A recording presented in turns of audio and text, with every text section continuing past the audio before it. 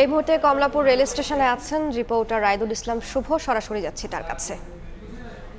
কি বলতে চাই, এটাই হচ্ছে ঈদে ঘরমুখী মানুষের জন্য একটা স্বস্তির কারণ হয়ে দাঁড়িয়েছে। কেননা সকাল থেকে ছিল তীব্র একটি গরম, সেই গরমের মধ্যে এক গাদা লোক সব মিলিয়ে একটা ভ্যাপসা গরমের মধ্যে বৃষ্টিটা অনেকটা স্বস্তির ফিরিয়ে এনেছে এই যারা ঈদ করতে ঘরে ফিরছে তাদের জন্য।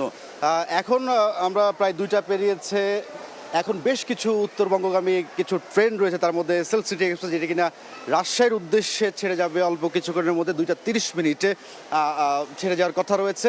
আমরা যেমনটা সকাল থেকে বলছিলাম যে সবকটি ট্রেন কিন্তু আসলে সময় মতোই ছেড়ে গিয়েছে, তবে যাত্রী চাপটা কিন্তু এই রেলপথে কিন্তু অনেক বেশি লক্ষ্য করা গিয়েছে এবং সড়কপথে যে ভোগান্তিটা রয়েছে দীর্ঘ সময় অপেক্ষার, এই ভোগান্তিটা কিন্তু এবারে পথের চিত্রটা কিন্তু ভিন্ন মাত্রায় বলছে বা আমরা দেখতে পাচ্ছি। কিন্তু ছাদের উপরেও আমরা দেখেছি যে আসলে জায়গা না পেয়ে কিন্তু যাত্রা করতে, কেননা দেখা যাচ্ছে যে এই শেষ দিন আজকে রাতটুকু পের হলেই কিন্তু আগামীকাল ঈদ, সেই ঈদে পরিবারের সঙ্গে আসলে আনন্দ ভাগাভাগি করে নিতে কিন্তু তারা আসলে যে যেভাবে পারছেন জীবনের ঝুঁকি নিয়ে হোক, এবং তার পাশাপাশি হচ্ছে আসলে এক ভিড়ের মধ্যে যেভাবেই হোক না যাচ্ছে। তবে অনেকের সাথে আমরা কথা বলেছি, তারা যেমনটা বলছেন যে আসলে সিট আছে কিন্তু আসলে সেই সিট পর্যন্ত কিন্তু যেতে পারেনি অনেক যাত্রীরা, গেটেই আটকা পড়ে গিয়েছেন।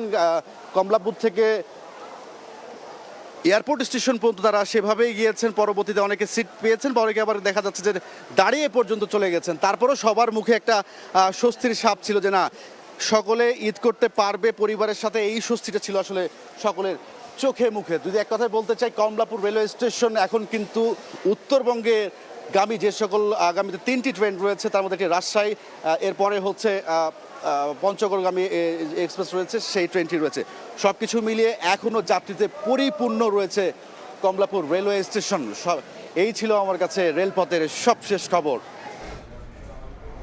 সরাসরি যুক্ত ছিলাম কমলাপুর রেলওয়ে স্টেশনে।